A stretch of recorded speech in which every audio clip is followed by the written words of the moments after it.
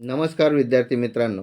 I am Shri Sunil Lotan Sonawane from Tilaknagar junior college Dombivli east is presenting 4.3 around the world in 80 days part 4, chapter number 35, in which Phileas Fogg's name is once more at a premium on change. What do you mean by premium? Regard as particularly valuable, विशेष करून मौल्यवान मानले जाणे किंवा लोकप्रिय असणे. It is time to relate what a change took place in English public opinion when it transpired that the real broker, the real bank robber, a certain James Strand, had been arrested on 17th day of December at Edinburgh. 3 days before Phileas Fogg had a criminal was being desperately followed by the police. Now he was an honorable gentleman, mathematically pursuing his eccentric journey round the world. तर या ठिकाणी chapter number 35मध्ये in which Phileas Fogg name is once more at a premium on change, म्हणजे परिवर्तन नावाचं एक त्या ठिकाणी वर्तमानपत्र आहे ज्यामध्ये फिलियस फॉगचे नाव पुन्हा एकदा लोकप्रिय बनले आहे.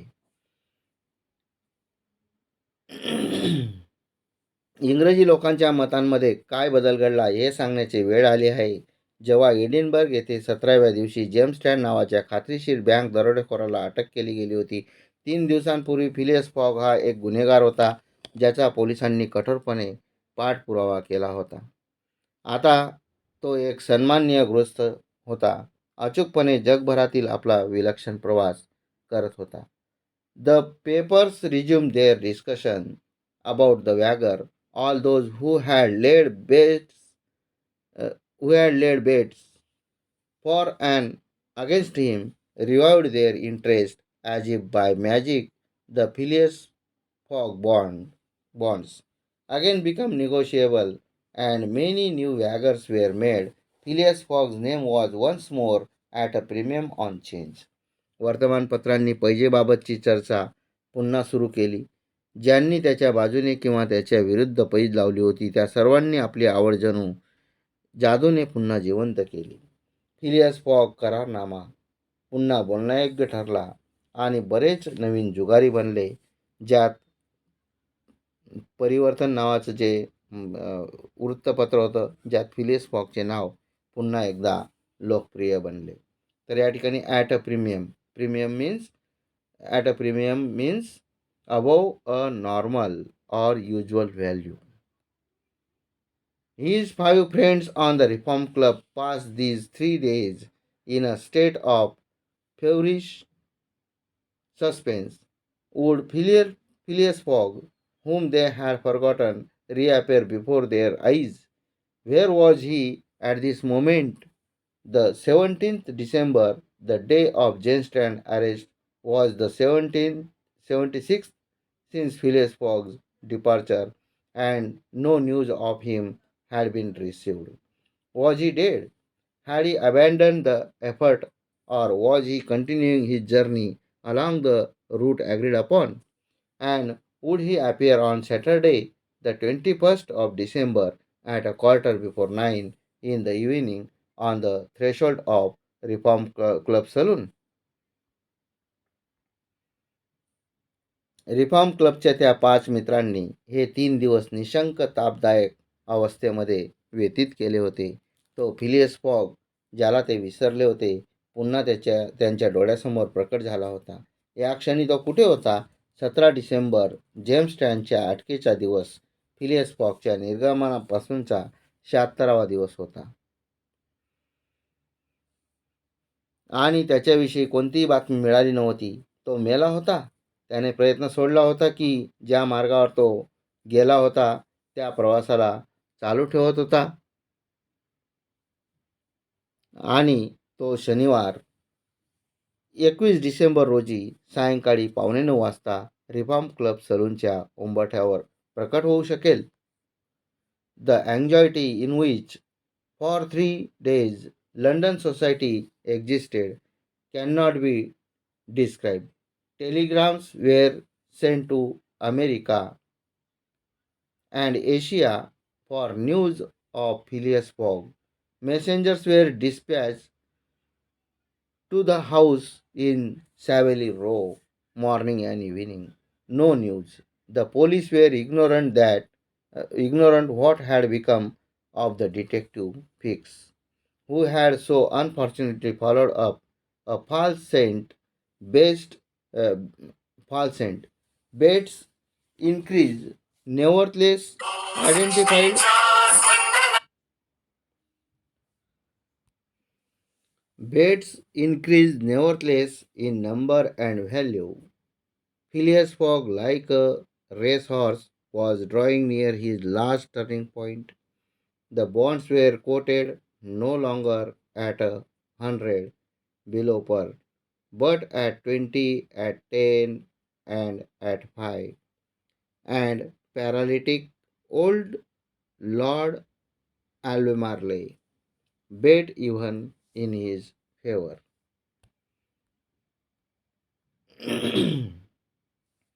3 दिवसापासून एक चिंताजनक गोष्ट जी लंडन समाजात अस्तित्वात होती तिचे वर्णन केले जाऊ शकत नाही. अमेरिकेत आणि आशियामध्ये संदेश पाठवण्यात आले. तार पाठवले गेले. सॅव्हिल रोमधील घरात सकाळी आणि संध्याकाळी निरोप देण्यासाठी माणसे पाठवली गेली. काहीच बातमी नाही. दुर्दैवाने चुकीच्या मागावर पाठपुरावा करणाऱ्या फिक्स या जासूसचे काय झाले होते? पोलीस अनभिज्ञ होते. पैशांची संख्या वाढत होती आणि मूल्य कधीही नव्हे ते वाढले होते. फिलियस फॉग शर्यतीच्या घोड्यासारखा त्याच्या शेवटच्या कलाटणी देणाऱ्या क्षणाजवळ येत होता. करारनामे लिहिले जात होते. 5, 10, 20, परंतु यापुढे प्रत्येकी 100 खाली नाही. आणि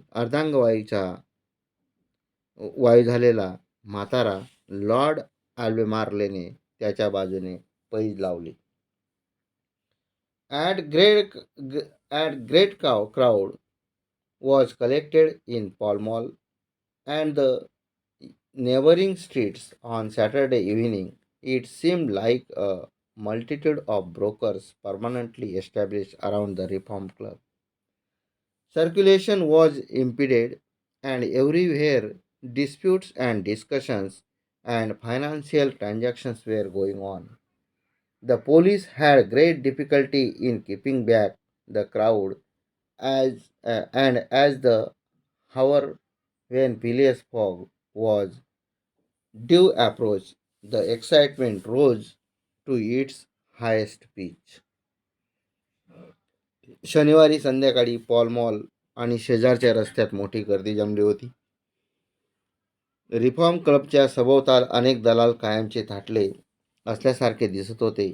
परिभ्रमणाचा अडथळा आला होता, म्हणजे इकडे तिकडे फिरण्यासाठीचा अडथळा आला होता आणि सर्वत्र विवाद, चर्चा आणि आर्थिक व्यवहार चालू होते.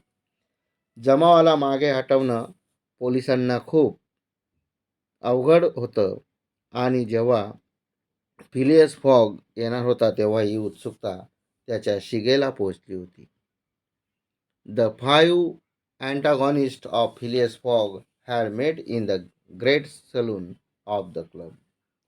John Sullivan and Samuel Fallentin, the bankers, Andrew Stewart, the engineer Gothier Rapp, the director of the Bank of England, and Thomas Flanagan, the brewer, one and all waited anxiously. आणि मग फिलियस फॉगचे 5 विरोधी जे लोक होते पैज लावणारे ते क्लबच्या मोठ्या सलूनमध्ये भेटले होते. बँकर्स जॉन सुलिव्हन आणि सॅम्युअल फॉलंटिन, अँड्रू स्टुअर्ट जो अभियंता होता आणि बँकेचे इंग्लंडचे संचालक गौथीर राप आणि ब्रुअर थॉमस फ्लॅगनान या सर्वांनी उत्सुकतेने अस्वस्थतेने वाट पाहिली. When the clock indicated 20 minutes past 8, Andrew Stewart got up, saying, "Gentlemen, in 20 minutes the time agreed upon between Mr. Fogg and ourselves will have expired." जेव्हा घड्याळाने 8:20 दर्शवली, तेव्हा अँड्र्यू स्टुअर्ट उठला आणि म्हणाला, "जंटलमेन, 20 मिनिटात मिस्टर फॉग आणि आपण सर्वांच्या सहमतीने ठरलेली वेळ संपुष्टात येणार आहे." "What time did the last train arrive from Liverpool?" आज थॉमस फ्लॅगनर. आणि मग थॉमस फ्लॅगनरने विचारले, "लिव्हरपूलहून शेवटची ट्रेन किती वाजता आली?" "At 23 minutes past 7, replied Gauthier Rapp, and the next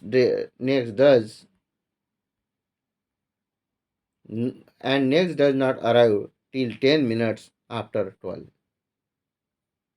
आणि मग त्याने सांगितलं की 7:23 गौतीर रापने उत्तर दिले आणि जी पुढची ट्रेन आहे ती 10 मिनिटाशिवाय पुढची ट्रेन येत नसते, असं त्याने सांगितलं. "Well gentlemen," resume Andrew Stuart, "if Phileas Fogg had come in the 7:23 train, he would have got here by this time. We can therefore regard the bet as won." आणि मग अँड्र्यू स्टुअर्टने "ठीक आहे सज्जनांनो," पुन्हा सुरू केली त्याने, "आणि जर फिलियस फॉग हा 7:23च्या ट्रेनने आला असता तर तो येथे आला असता, म्हणूनच आम्ही पैज जिंकल्याप्रमाणे मानू शकतो." "Wait, don't let us to be too hasty," replied Samuel Fallentin. "You know that Mr. Fogg is very eccentric. His punctuality is well known. He never arrives too soon or too late, and I should not be surprised if he appeared before us at the last minute." "थांबा, आम्हाला खूप घाई करायला नको," Samuel फॉलेंटिनने उत्तर दिले. "आपणास ठाऊक आहे की मिस्टर फॉग खूप विलक्षण आहे. त्याचा वक्तशीरपणा सर्वश्रुत आहे. तो कधीही खूप लवकर किंवा उशीर करत नाही आणि शेवटच्या क्षणी तो आमच्यासमोर दिसला तर मला आश्चर्य वाटू नये." "Why?" said Andrew Stuart nervously. "If I should see him, I should not believe it was he." आणि मग का? अँड्र्यू स्टुअर्टने निराशेने म्हणाला. अँड्र्यू स्टुअर्ट, "मी जर त्याला पाहिले तर मी विश्वास ठेवणार नाही की तो तोच होता." "The fact is," resumed Thomas Flagnan, "Mr. Fogg's project was absurdly foolish. Whatever his punctuality, he could not prevent the delays which were certain to occur, and a delay of only 2 or 3 days would be fatal to his tour." "ही वस्तुस्थिती आहे," Thomas फ्लॅगनन पुन्हा त्याने सुरू केलं. "Mister फॉगचा प्रकल्प मूर्खपणाचा होता. त्याचा वक्तशीरपणा काहीही असो, त्याला होणारा निश्चित विलंब तो रोखू शकला नाही आणि केवळ 2 किंवा 3 दिवसांचा विलंब त्याच्या पर्यटनासाठी घातक ठरू शकेल." "Observe too," added John Sullivan, "that we have received no intelligence from him, though there are telegraphic lines all along his route." John Sullivan पुढे म्हणाला, "निरीक्षण करा, जरी मार्गात सर्व तारायंत्रांची प्रणाली आहे तरी आम्ही त्याच्याकडून कोणतीही हुशारी अवगत केलेली नाही, म्हणजे माहिती अवगत केलेली नाही." "He has lost, gentleman," said Andrew Stuart. "He has 100 times lost. You know, besides that, the China, the only steamer he could have taken from New York to get here in time, arrived yesterday. I have seen a list of the passengers, and the name of Phileas Fogg is not among them. Even if he admits that fortune has favored him, he can he can scarcely have reached America. I think he will be at least I think he will be at least 20 days behind hand, and that Lord Albemarle will lose a cool 5,000. आणि मग Andrew Stuart म्हणाला, तो हरलेला आहे. सज्जन माणसांनो, तो 100 वेळा हरलेला आहे. काल तुम्हाला येथे माहिती असावे की न्यूयॉर्कहून चीन येथे जाण्यासाठी फक्त एकच स्टीमर आला होता. मी प्रवाशांची यादी पाहिली आहे आणि फिलियस फॉकचे नाव त्यापैकी नाही. जरी आपण हे कबूल केले आहे की दैव त्याच्यावर अनुकूल आहे, तरी तो क्वचितच अमेरिकेत पोहोचला असेल, किंवा मला वाटते की तो कमीत कमी 20 दिवसांनी मागे पडला असेल आणि लॉर्ड अल्बेमार्ले शांतपणे 5,000 गमावणार.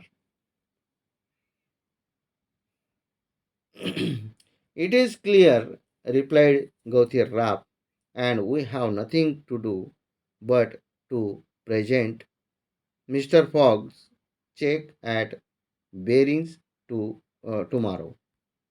आणि मग हे स्पष्ट आहे, गौथीर रापने उत्तर दिले, आणि त्याशिवाय आम्हाला अ, अ, सादर करण्याशिवाय काही करायचे नाही.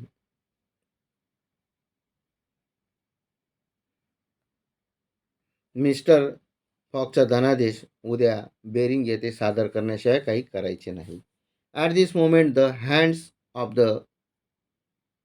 Clock pointed to 20 minutes to 9.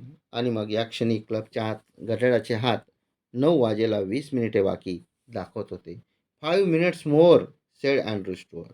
आणि मग आणखी 5 मिनिटे, अँड्रू स्टुअर्ट म्हणाला. The 5 gentlemen looked at each other. Their anxiety was becoming intense, but not wishing to betray it, they readily assented to Mr. Valentin's proposal of a rubber. आणि मग या ठिकाणी betray म्हणजे काय? विश्वासघात करणे. Be disloyal to. And assented means agreed together. एकमताने संमत झाले. आणि rubber means proposal of a plan. खेळी, डाव किंवा डाव खेळण्यासाठीचा प्रस्ताव. तर आणखी जे 5 गृहस्थ होते त्यांनी एकमेकांकडे पाहिले. त्यांची चिंता तीव्र होत होती, परंतु हा विश्वासघात करण्याची इच्छा नसून त्यांनी मिस्टर फॉलेंटिनच्या डावाच्या प्रस्तावाला सहज सहमती दर्शवली. I wouldn't give up my 4,000 of the bet, said Andrew Stuart as he took his seat for 3,999. आणि मग मी माझी 4,000ची पैसे सोडणार नाही, 3,999ला आसन घेतल्यावर, अँड्रू स्टुअर्ट म्हणाला. The clock indicated 18 minutes to 9. आता घड्याळाने 9ला 18 मिनिटे बाकी दर्शवलेले होते. The players took up their cards but could not keep their eyes off the clock. Certainly, however secure they felt, minutes had never seemed so long to them. खेळाडूंनी त्यांची कार्डे घेतली, पण त्यांचे डोळे त्यांना घड्याळापासून दूर ठेवता आले नाहीत. निश्चितच त्यांना कितीही सुरक्षित वाटले तरी काही मिनिटे त्यांना इतके लांब नव्हते. 17 minutes to 9, said Thomas Flanagan as he cut the cards which Rapp handed to him. आणि मग 9ला 17 मिनिटे बाकी, थॉमस फ्लॅगनन म्हणाला, जेव्हा त्याने रापने त्याला दिलेली कार्डे कापली. Then there was a moment of silence. The great saloon was perfectly quiet, but the murmurs of the crowd outside were heard, with now and then a shrill cry. The pendulum beat the seconds, which each player eagerly counted as he listened with mathematical regularity. मग तेथे तो क्षण शांततेचा क्षण आला. विशाल salon एकदम शांत होतं, परंतु क्षणोक्षणी कर्कश आरोळ्यांसह बाहेर लोकांची कुरकुर ऐकू येत होती. घड्याळाचा लंबक प्रत्येक सेकंदाला ठोके देत होता की जे प्रत्येक खेळाडू उत्सुकतेने गणिताच्या नियमिततेसह मोजत होते. 16 minutes to 9, said John Sullivan in a voice which betrayed his emotion. आणि मग 9ला 16 मिनिटे बाकी, ज्याने त्याच्या भावनांचा विश्वासघात केला, अशा आवाजात जॉन सुलिव्हान म्हणाला. 1 minute more and the Wagger would be on, and Stewart and his partners suspended their game. They left their cards and counted the seconds. आणि मग आणखी 1 मिनिट आणि पैज जिंकली जाईल. अँड्रू स्टुअर्ट आणि त्याच्या साथीदारांनी त्यांचा खेळ तात्पुरता थांबवला. त्यांनी आपले कार्डे सोडली आणि सेकंद मोजले. At the 40th second nothing, at the 50th still nothing. 40व्या सेकंदाला काही नाही, 50व्या सेकंदाला काही नाही, अद्याप काहीही नाही. At the 55th a loud cry was heard in the street, followed by applause, hurrahs and some fires growls. तर या ठिकाणी फायर्स ग्रोल्स म्हणजे काय? तर ॲग्रेसिव्ह थ्रेटनिंग साऊंड, भयंकर रागाने बोलण्याचा आवाज. आणि मग 50व्या सेकंदाला रस्त्यावर आरडाओरडा ऐकू येत होती. त्यानंतर टाळ्यांचा कडकडाट झाला आणि भयंकर राग व्यक्त केल्याचा आवाज आला. The players rose from their seats. आणि मग जे खेळाडू होते त्यांच्या जागेवरून उठले. Here I am gentlemen. सज्जन हो, मी येथे आहे. At the 57 second the door of the saloon opened, and the pendulum had not beat the 60th second when Phileas Fogg appeared, followed by an excited crowd who had forced their way through the club doors, and in his calm voice said, "Here I am, gentlemen." 50व्या सेकंदाला